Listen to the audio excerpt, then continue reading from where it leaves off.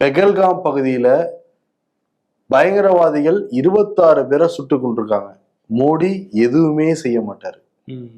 மோடி எதுவுமே செய்ய மாட்டாரு. அவர் பீகார் எலெக்ஷனுக்கு போனதுக்கு பதிலாக காஷ்மீருக்கு வந்து போயிருக்கணும்.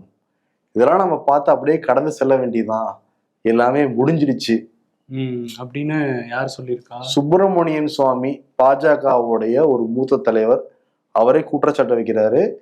பிரதமர் மோடி இருக்கிற வரைக்கும் இந்தியாவில எதுவுமே நம்ம பண்ண முடியாதுங்கிறதான் அவருடைய ஒட்டுமொத்த குற்றச்சாட்டாவும் இருக்கு. தொடர்ந்து எக்ஸ் பக்கத்துல இதை பத்தி எழுதிக்கிட்டுமே இருக்காரு. பிரதமர் மோடி மட்டும் இல்ல, உள்துறை அமைச்சர் அமித்ஷா விமர்சனம் பண்ணியிருக்காரு. ஆமா, 2 பேருமே பதவி விலகணும் அப்படிங்கிறது அவரோட ஆசைன்னு நினைக்கிறேன். ஏன்னா தொடர்ச்சியா அந்த பதிவுகளை போட்டிருக்காரு. சைனா கிட்ட நம்ம அடி வாங்குறோம், பங்களாதேஷ் கிட்ட இப்போ பிரச்சனை போயிட்டு இருக்கு, மால்தீவ்ஸ் கிட்ட நம்ம வந்து ஒரு இதை இழந்துட்டோம், இப்படி எல்லா அண்டை நாடுகளும் நமக்கு எதிராக மாறிட்டு இருக்காங்க. இதுக்கு ஒரே வழி 2 பேரும் ரிசைன் பண்ணணும் அப்படிங்கிறது சுப்பிரமணியன் சுவாமியோட கருத்தா இருக்கு. நீங்க முதல்ல ரிவெஞ்ச் எடுக்கிறதுக்கு முன்னாடி ரிசைன் பண்ணுங்க அப்படின்னு அவர் வந்து குறிப்பிடுறாரு.